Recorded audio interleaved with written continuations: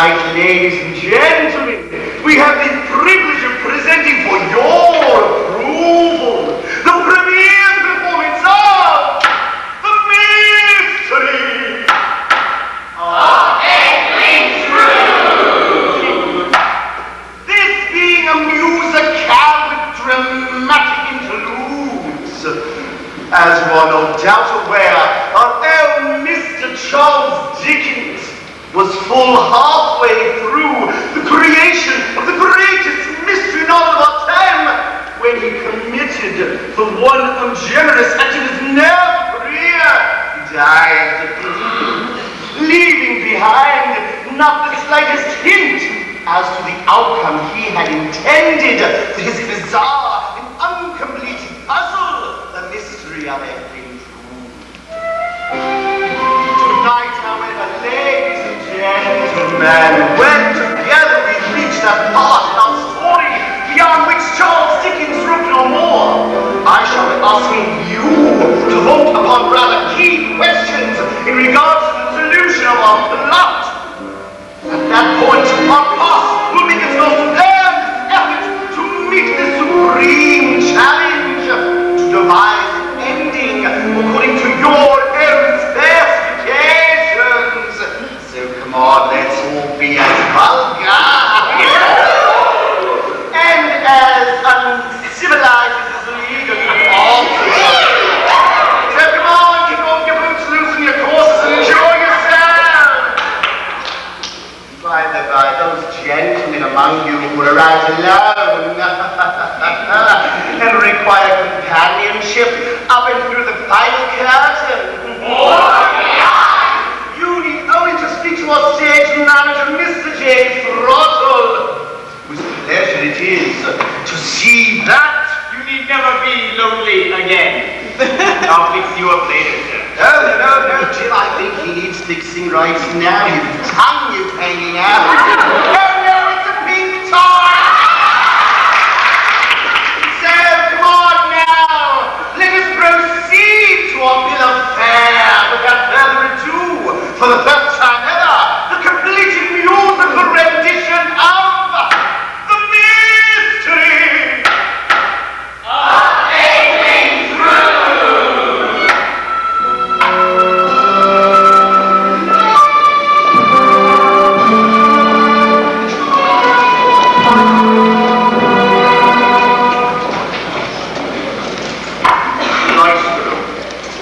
Ancient, mouldering cathedral city of Cloister, not particularly encouraging sight for the Christmas season now upon us. A wintry shutter goes to the giant elms as they should have gushed of tears. And here we are in the home of Mr. John Jasper, choir master of Cloister Cathedral. Choir master, composer, and reverend instructor of Cloisterum. A man who is blessed with a voice that even the angels themselves might envy. Another lovely day. One more soul-stifling day. A blinding day. For now grinds my brain. Down to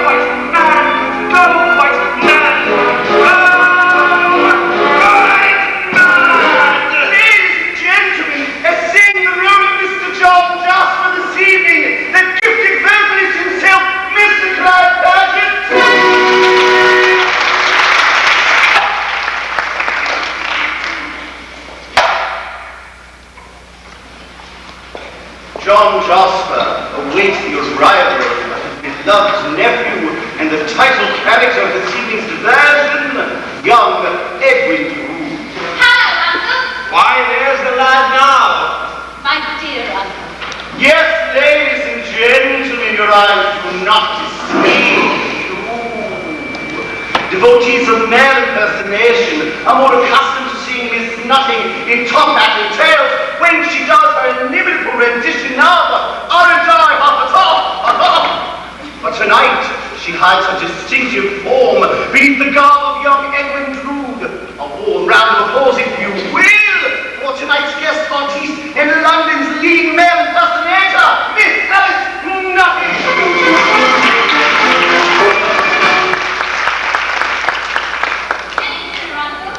Forget, Ned, that uncle and nephew are words prohibited here by express agreement. Of course you're right, Jack. After all, we do only have a half dozen years or so between our ages. Hello, Jack, from Rikiat. I must propose a toast. A toast? To what? To what we ask? To Rosa. Rosa. To the fair Miss Rosa Budd. Surely you've not forgotten that Rosa and I are wed. It has not quite slipped my mind. Yes, a tedious ceremony in your Cretan cathedral. And it's off my wonderfully pretty child bride just to Egypt, where I intend to shake things up a bit. It is certain. Egypt seems a desperate great distance. Indeed it is, John. This portrait of Rosa is not one of my better efforts, Jack. You choose to hang it here, and heaven's sake, why? Because it reminds me of you, Ned, and of the happiness I wish you and Rosa. Yes, I'm sure we'll both be quite happy. Though our courtship suffers from an unavoidable flatness owing to the fact that my dead and gone father and her dead and gone father are as good as married to her brother. The devil could they have left us alone. Oh, tut, dear boy. Tut, it's all very well for you, Jack. You have the freedom to love whosoever you choose. Do go on, fellow, do go on. Have I hurt your feelings, John? No. How could you have hurt my feelings? Good heavens, John. You look most frightfully ill. There's a strange film come over your eyes. I have been taking medicine for a pain and agony that overcomes me. I have been forced of late to seek treatment in London. Fear not, its effects will soon be gone. My dear uncle. Then take this for warning. And Ned, this is a confidence between us. It shall be sacredly preserved, John. I have confided in you because... Because you love and trust me, I love and trust you.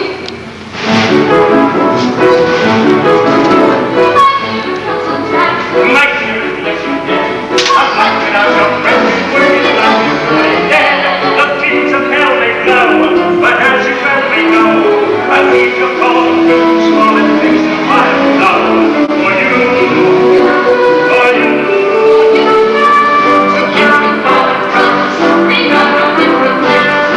Remember,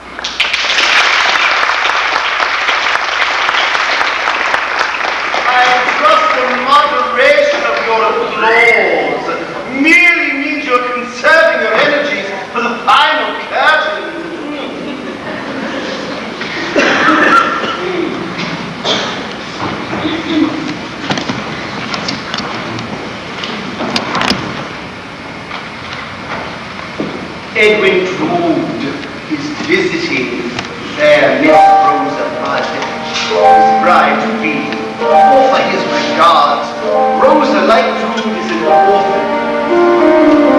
Miss Rosa Bazzard resides in Cloister's most respected seminary for young girls, popularly, if not correctly named, the Nun's House.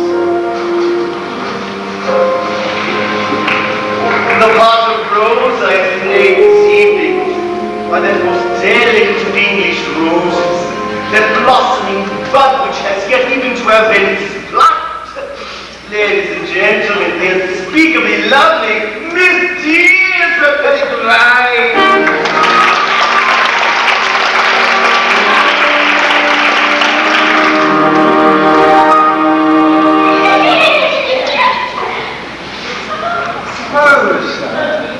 The happiest of birthdays. I only pray I may be able to say these words on each of your birthdays. I fear that is not likely, since, as you know, your own nephew Edwin and I will be departing for Egypt once we are married. It was only a wish, Rosa. Go away. How lovely you look. I have awaited your birthday with eagerness. Eagerness, Mr. Jackson? Yes. Your voice will no longer be a subject to the fluctuations of adolescence. And in what condition is your voice today, my dear student? As my music master, perhaps that question should best be answered by you, Mr. Jasper. Shall I sing the milk song? No! I have composed a song especially for you, my loveliest subject, on the occasion of your birthday. A choir master's pay being what it is, my life's blood is the most I can afford to offer. Sir, Mr. Jasper, I cannot sing these words. It should not be proper. Why, whatever can you mean? I am not worthy of it. As your music master, that should be my decision from the beginning.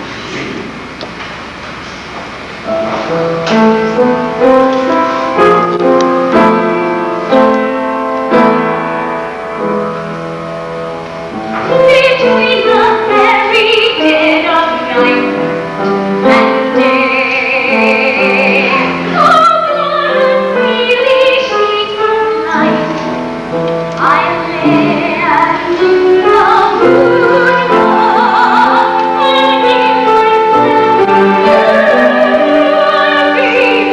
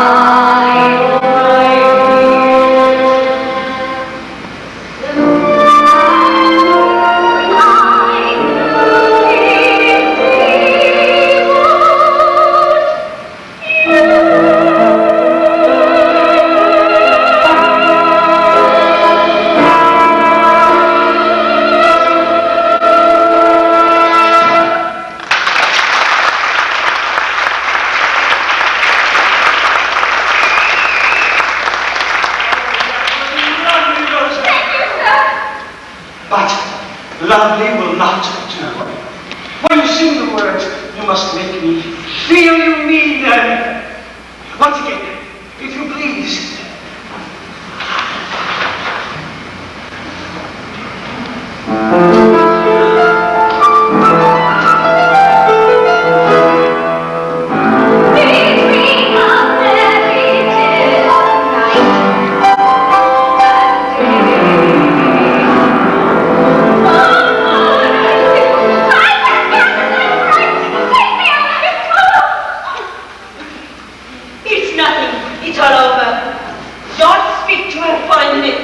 She will be aware. She's not used to an audience.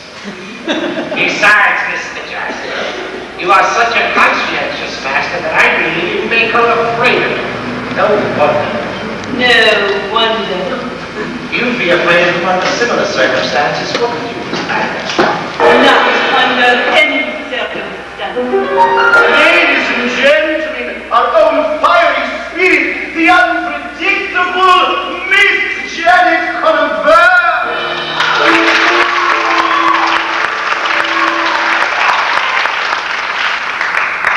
Good afternoon, Reverend Chris Bazzard. Good afternoon, Mr. Jasper. And may I introduce young Neville Landless? He and his twin sister Helena have both arrived from Ceylon, where they no longer have any family. Neville has been entrusted to my care, and Helena will be living here at the nun's house. Welcome to Cloisterham, Mr. Landless. I'm afraid young Master Neville has been given over to me to calm his rather hot-tempered nature, and to help me make a new beginning here in Cloisterham. You and your sister lost your parents recently, Mr. Landless. Their mother died when they were quite young. Now their stepfather, nowhere to where. I'm most sorry. There is no need for you right gentlemen to console me. As it stands, it is well that my stepfather died when he did, or I might have killed him. Ladies and gentlemen, the newest member of our company, Mr. Victor Green says.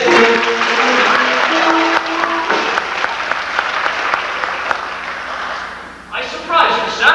You shocked me, unspeakably shocked me. You never saw him beat my sister. My stepfather was a brute, Mr. Jackson. Helena tried in desperation on more than one occasion to flee his cruel and miserly hand, even disguising herself as a boy, but to no avail.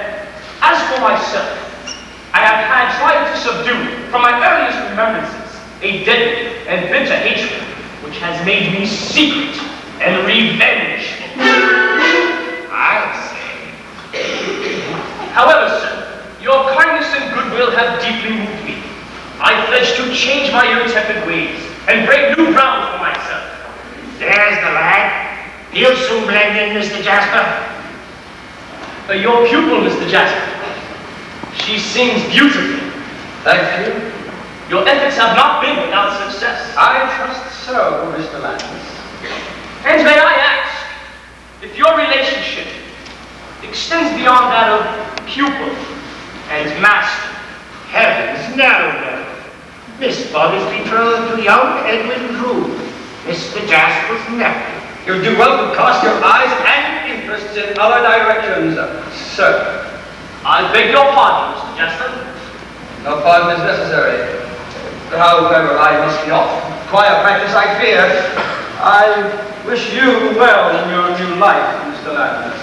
Thank you. Thank you indeed, Mr. Jasper. I trust we shall meet again.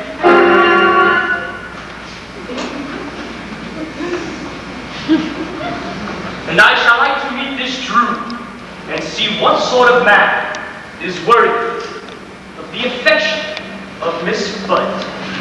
Steady, lad, steady. You are feeling better now, aren't you? So much, thank you. These surroundings, which seem very familiar to you, are new and unsettling to me. You will be my friend, won't you? Oh, I'll be as good a friend as such a mite of a thing can be to such a handsome and womanly creature as you. Who is Mr. Jasper? My Edwin's uncle and my music master. You know that he loves me. Oh, don't. He terrifies me. I feel I am never safe from him. He has made a slave of me with his looks. Forced me to keep silent without his uttering a single threat. Careful, you are carrying Mr. Jasper's composition. It is of no matter. I do not intend to sing it again.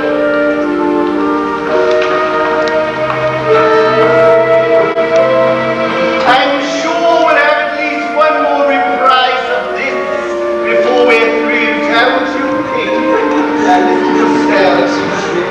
Don't need to interrupt you. Just look these gentlemen here. We one day excuse me, laugh.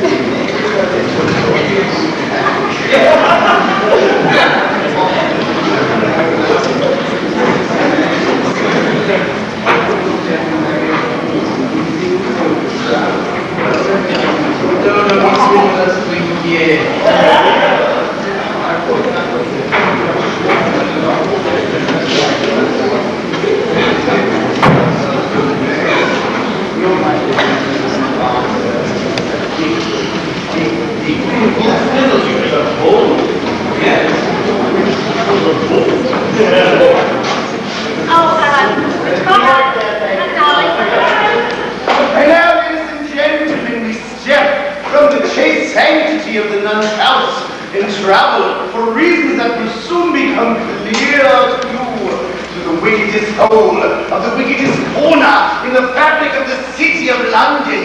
Below the street and beneath contempt lies the opium den of the Princess Papa.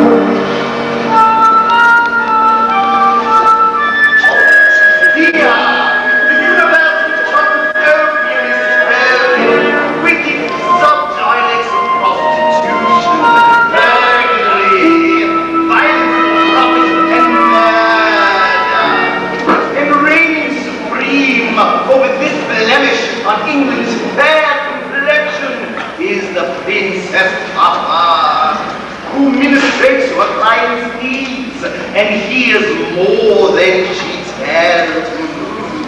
Portrayed this evening, ladies and gentlemen, by the grande dame of the musical royale, the Queen Mother of the Red Light District, that good woman will repute, your very own and beloved Miss Angela Price.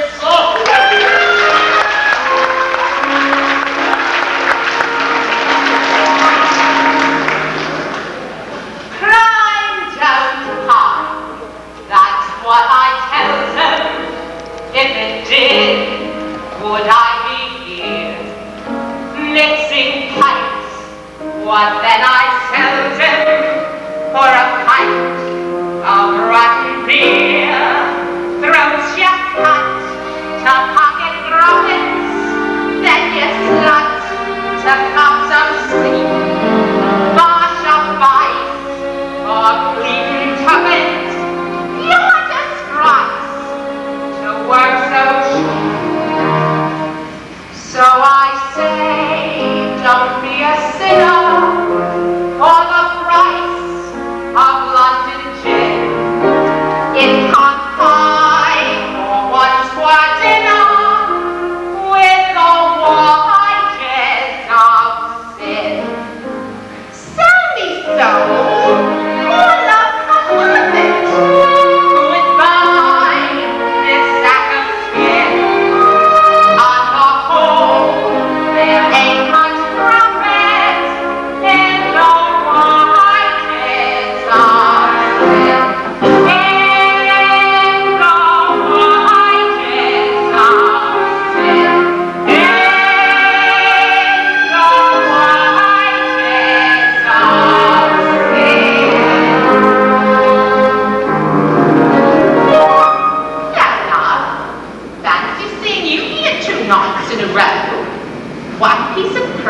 it been butter enough instead of meat?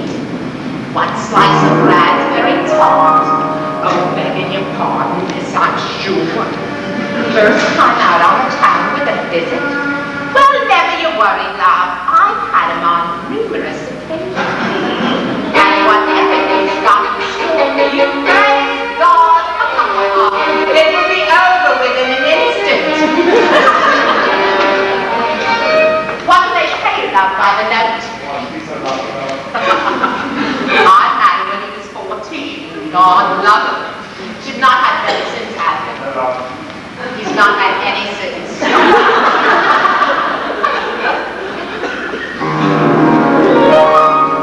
I've seen girls from Buckapatrick, Bradford's men with fluttering wives, and they say, who caused the jollies over breakfast, nuptial trays, over there, and a dozen sleeps of green and hypocrites, spends his days on tops of heaven, spends his nights amongst their shits. Oh, begging your pardon, I'm sure it won't happen again. Now, where was I? Oh,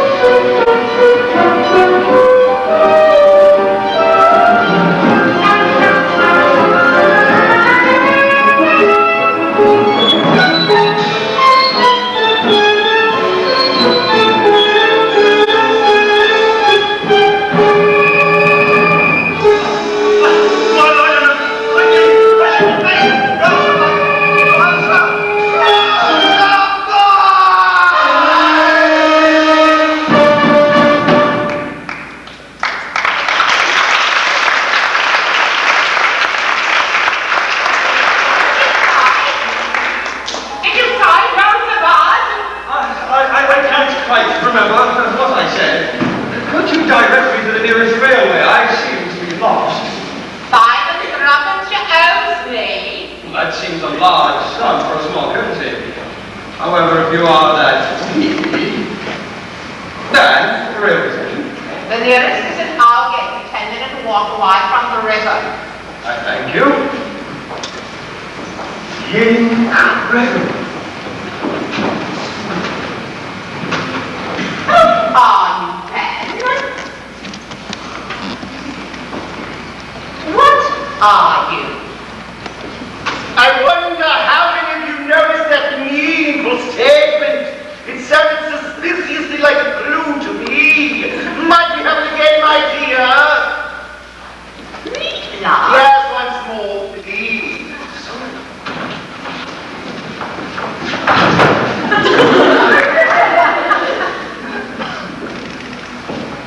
Are you then?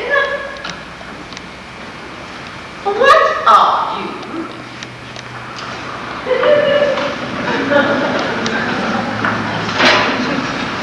What indeed? But now we travel to less sordid surroundings, and we step back to Cloistrum, where we meet Cloistrum's most respected citizen, the Mayor Thomas Saxey.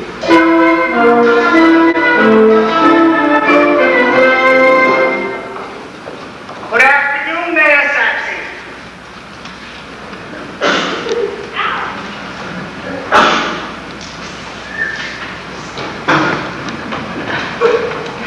Really? The second what? Oh, this is an excuse for this.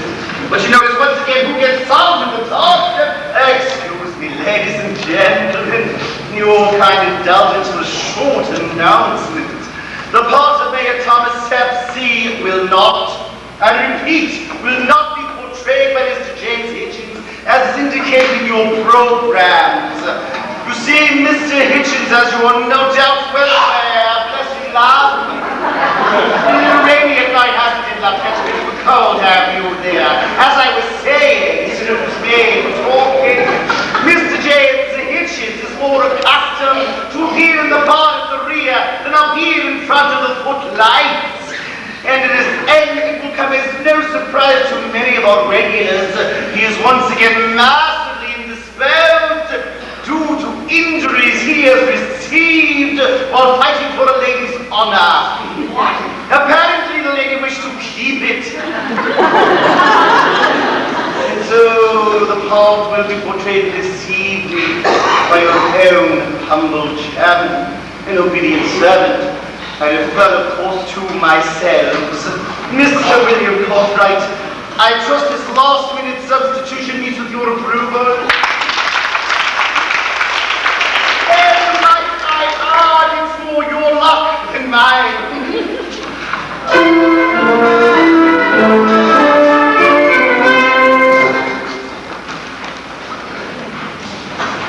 Good afternoon, Mayor Saxey.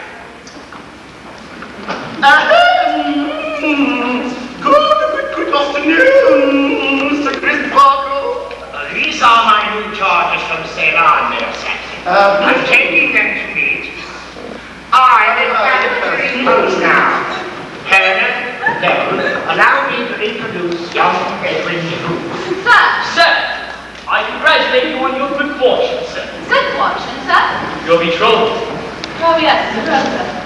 Our young lady soon to depart himself for your segment of the globe never. So long, Mr. Drood. No, just to say Egypt. To make your future, sir. No, to ensure that Egypt has one. I shall shortly be taking over my family's engineering concerns there, and I plan to launch a miracle. Pray, what's miracle? The Cairo Transverse. Thoroughfare, commerce, coach travel across the desert to Alexandria. A monumental task, Mr. Drood. Yes. One wonders from where one would obtain, for example, the paving stone. From the pyramids. No. Yes.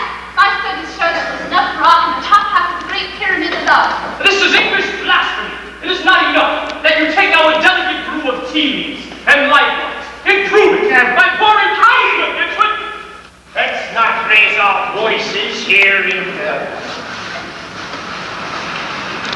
Cloister and High Street.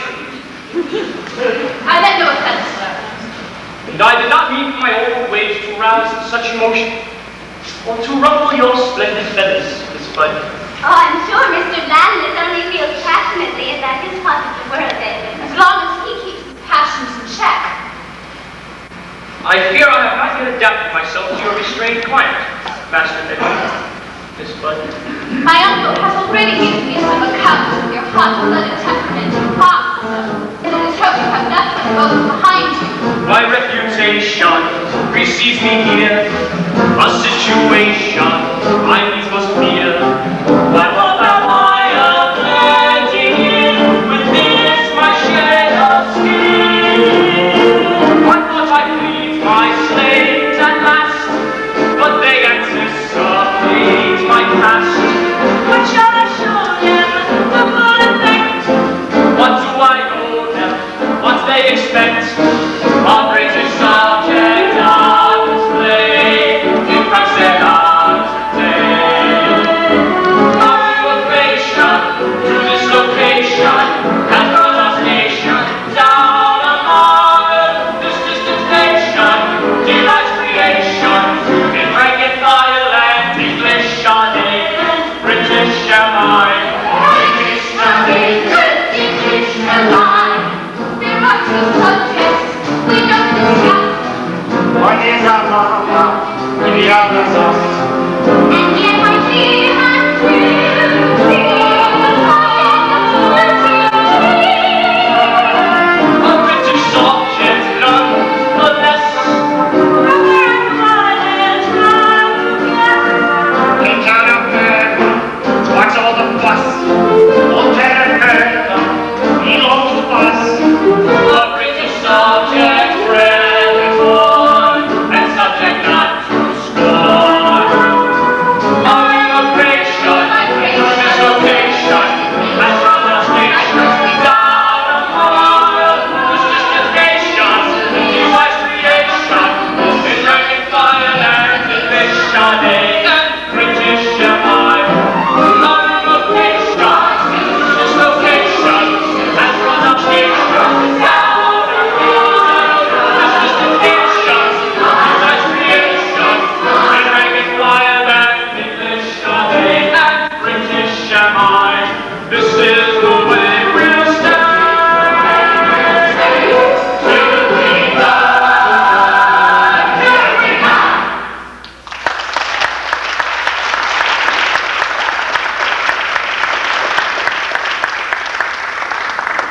You see, dear Sapsy, it's just as I was saying. There is an instinctive rivalry between my own dear boy and this Devon Landless fellow, and I fear his hot-blooded Eastern temperament. Oh, come now, Mr. Jasper, you do exert. So I will go. You do not realize there is more than one side, one face to all things in nature. Beneath his tainted English accent and adopted English manners, there is a heathen Landless, a tribesman Landless, a half-bred, half-caste, who would kill as easily as he would comb his free hair. Oh, come now, Mr. Jasper, you do exert me. It is extraordinary. To the contrary, nothing could be more ordinary. I myself suffer from this sort of duality on occasion. Sometimes I will forget things, and in going back to fetch them, half expect to meet myself round in the corner I already turned. And what about me having to be your chairman and stay a sassy bloke at the same time? It's damned confusing, if you ask me. Indeed, like our own decided to the Landless, I find that I must reserve the case for all I know my mind. The thought that is unfortunate inside my mind. I am likewise in a haze, for I am from sea to sea. I mean, we walk, I mean, money to find. What is it I, or is it me? It is time to give him, if I me, which one of us might have to agree on what to do. And if I take a cozy side to keep myself divine, what is right or wrong? I'm going along with you. Tappity, tappity, tappity, tappity, tappity, chilling, twice that's what Florida, pushing up that's in the currency, balance of matches, and kicking both sides of the coin. Acknowledge your hustle from pennies to guineas, the two sided things of do not accept it, everything up to fight the fool of the second, the balance, and kicking both sides of the coin. I don't need it. It's up or down. It's up or low. What would I say?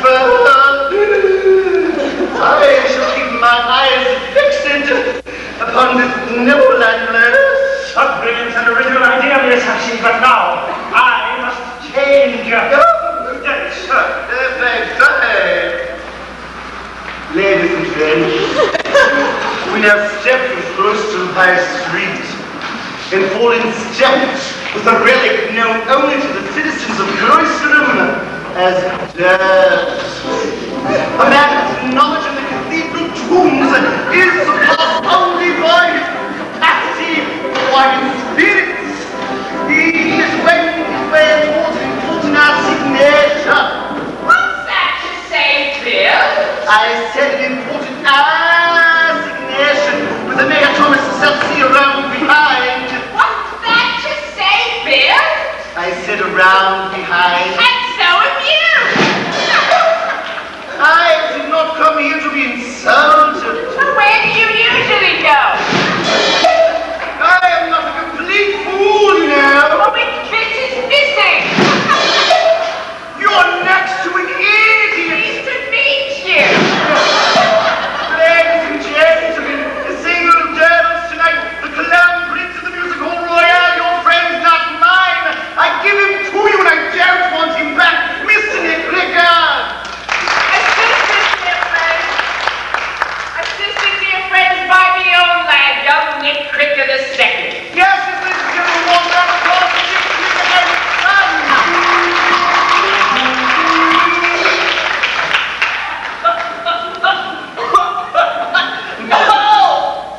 Good afternoon, Mayor Saxon, your lordship, sir. Good afternoon, sir. I'm begging your pardon, sir, it's the cough. Touch of rheumatism. You mean rheumatism? No, sir, I've been working on your dead wife's grave. Would you please refer to the late Mrs. Thomas Sapsey as just that, the late Mrs. Thomas Sapsey? That's how I like to think of her. Indeed, that is how I like you to refer to her. She was 1 in a million. No, she was one in a rapper. No, is my wife's tomb ready? The door is all ready for my inscribing. She'll be much happier when we've moved her from her temporary grave, although I'm afraid it's not been at all that damp, and the moles won't have been able to get at her for ages. Though there's not much you can do about the worms. I mean, they've already made a meal of Mrs. Simpson. Quite enough. And who is this thing, this boy? Meat protein, Squire. Name of deputy. I put the lock on your wife's crypt myself, your lordship. That's right, I have the key right here. And it'll be my pleasure to unlock that door and slide your old woman in there tomorrow. There's room enough for all the royal family to have afternoon tea. Yes.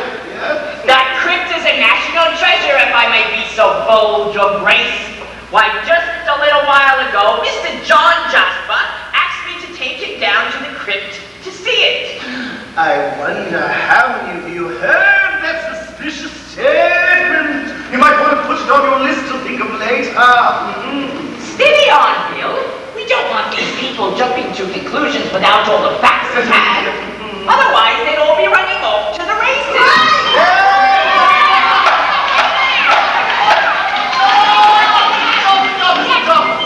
Stop! Can't you hear me, Essex? That is scheduled for later on in the program, but now we are... For now, I'm certainly lucky enough to come to the second act to hear that number. For now, we shall not interrupt the dramatic momentum we're building here. Do you hear me? The dramatic momentum we're building here. Thank you. Thank you, Mr. Brazil. For now, we must descend into darkness in hope of shedding some light upon our curious story as we follow Deputy and Devils to the graveyard of Cloisterham Cathedral.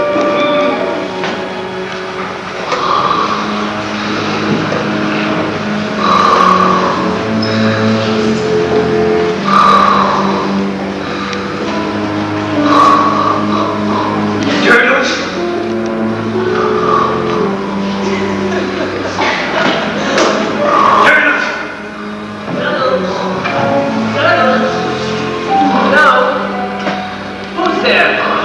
Mr.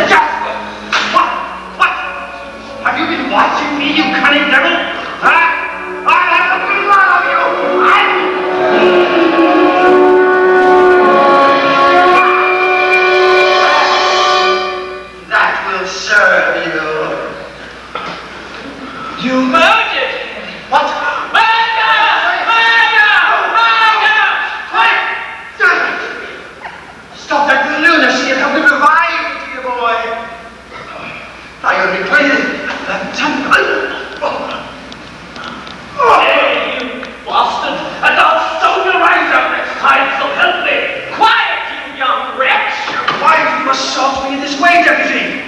You all right for the asylum, Mr. Jasper? Peculiar lad. Blame it on his infectious use, sire. Which... Ooh, that was excellent wine you gave me, Mr. Jasper. More potent than I'm accustomed. Tell me, did you get to look inside Mrs. Sapsey's crypt while I was asleep? No. I seem to have gotten lost. I was lost in a fitful dream myself, Mr. Jasper. I dreamed someone touched me, took something from me. And here's what it was! Here's Sapsey wouldn't like me leaving the mausoleum keys lying about in front of his wife's crypt. He gave me strict instructions that the keys were, well, the key to Mrs. Sapsey's tomb is missing. What do you think, Mr. Jasper? I think that I have guests due for Christmas dinner at any moment, and a poor host I not to offer them all the comfort and joy of the season. A happy Christmas to you, Doodles. And God rest ye merry, Mr. John Jasper.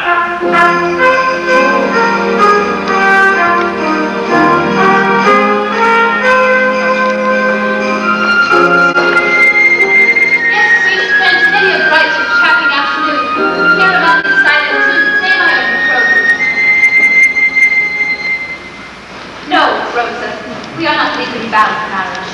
Then, Eddie, dearest, let us change to brother and sister from this day forth. Never to be husband and wife. Never. I am honor bound to admit, Rosa, that this thought does not originate from love. I know, dear one, you have not been truly happy with our engagement, nor have I. I have been sorry, Rosa. Sighed for you, poor boy. But now, marriage has not been assured since birth.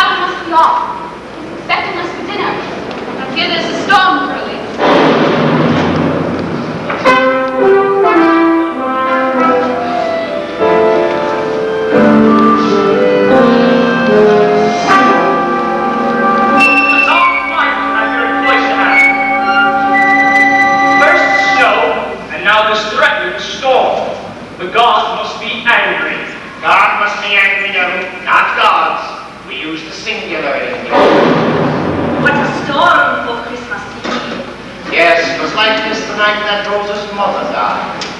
Neville tells me you were once engaged to Rosa's mother, Miss Sparkle. Yes, but I fear I was a bit too Anglican, a bit too angular for her taste. And then, at a seaside party, celebrating her 7th anniversary, only a few months after Rosa, she apparently slipped while walking our turn in the hall of bliss, and drowned in the embrace of the awaiting wave. But enough. Let us follow Mr. Jaster's lead and forget our grievances with life and with each other over a sturdy Christmas dinner. I pray you will forgive the meager merit of my humble table. Hello, Bob. Sorry we're late, but we fought the storm. Miss Flood, it is wonderful to see you again. Let me take your things. Uncle, I had no idea you'd taken on domestic staff. Edwin, Mr. Landis will take it seriously. Oh, no fear of that. Now, lads, Rosa, you've no idea what it means to have you in my chambers. Miss Flood, how is it that in the season of holly, you remind me of the flowering hibiscus? And how is it that yet you remind me of an inconsistent baker? While your metaphors seem quite stale, your manners are uncommonly fresh. You go too far, gentlemen! Gentlemen, this is Christmas Eve, and I will tolerate no further unchristian-like behavior between you. Oh, this mulled wine is very good stuff indeed. I prepared it especially for you, from a recipe I obtained on a recent trip to London. Well, any port in a storm for me, Uncle. Any port in the store. Very good, Edwin. Very good. Reverend, not now, let us drink deep.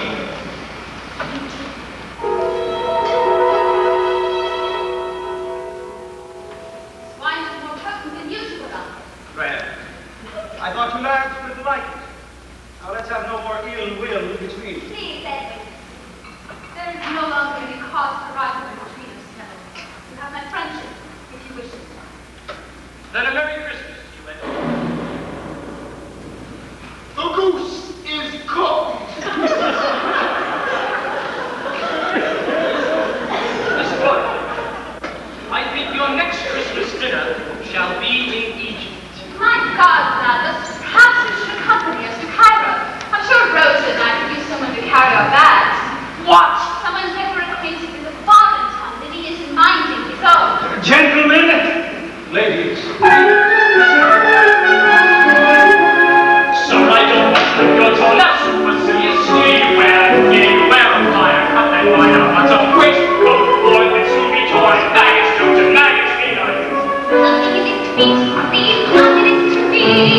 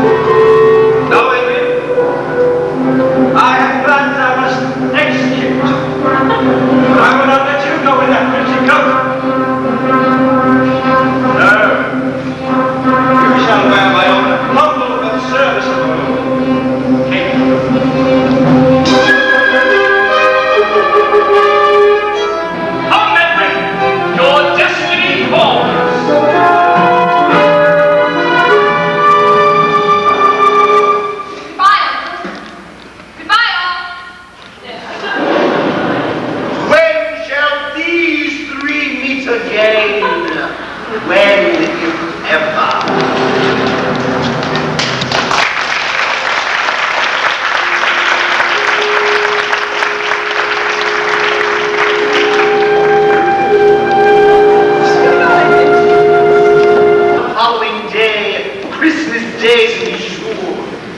The storm is over, and in its wake there is to be found no trace of young Edwin.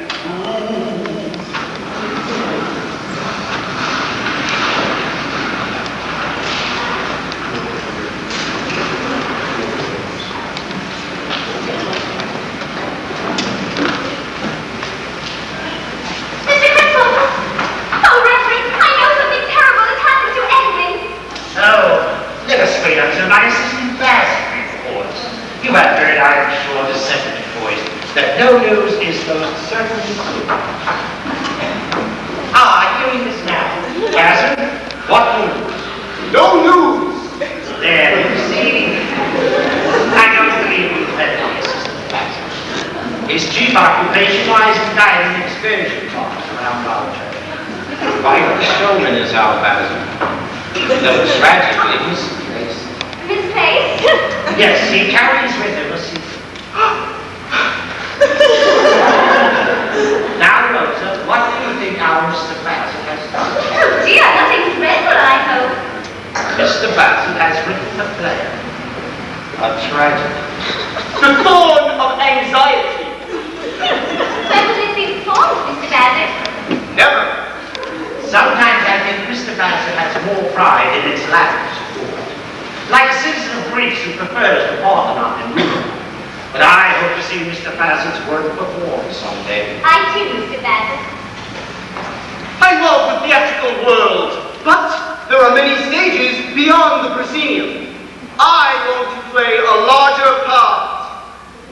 Then, Bazzard, use your amiable creativity to find some accounting for young Ned.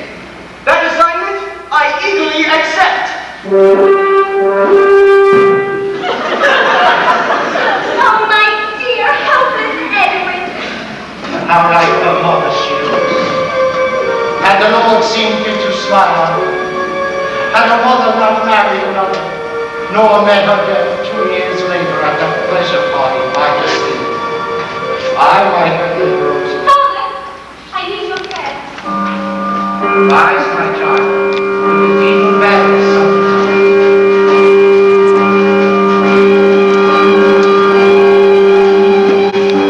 And it is not significant, Mayor Sampson, that Neville Landis was last seen fleeing the district. Yes, and it could indeed be a secret murder hiding within the first of the most connection with the world. Good evening, madam. Oh, yes, signs to point to Neverland Lane. What exactly, sir? I shall instruct several strong men to bring him here, using whatever force is necessary, so that we may question him. You do that, sir.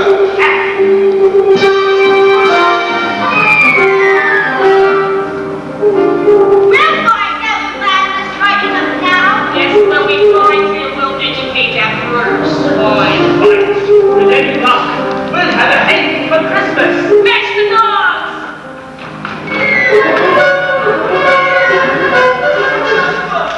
Mr. Jasper! Look what I have discovered! Why, it's my coach, the one I gave to Edwin last night. It's got its return to him in it. It's got blood on it. His blood. I got rid of it like this. Under a rock. By the river wizard. My dear boy, is murdered. I take this oath before you, Bazzard. Calling you no member of it. I shall fasten by of murder upon the murderer, and that I devote myself to his destruction. I shall remember your words, Mr.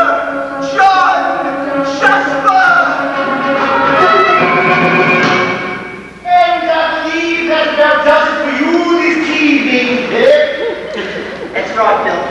No, it hardly seems worth coming all the way from Knoxford each night. You You seem to specialize in these narrow parts of lace. Not by choice, Mr. Cartwright. Let me see. In Julius Caesar, you played the part of... Senator. Ah, yes. So at least you were in for the kill. You know, if you think of it, one would wonder why Mr. Dickens created your part at all, unless, of course, he had a more promising future in mind for you. It's been my service in the realm, Mr. Cartwright. Still, you do understudy Mr. Paget in the role of John Jasper. I know surely one of his In actuality, Mr. Paget claims never to have missed a performance in his entire career. Oh, yes, Philip. You know, this act is almost over, and the second is shorter in length than the first. Do you have ready at hand a song? Shall we?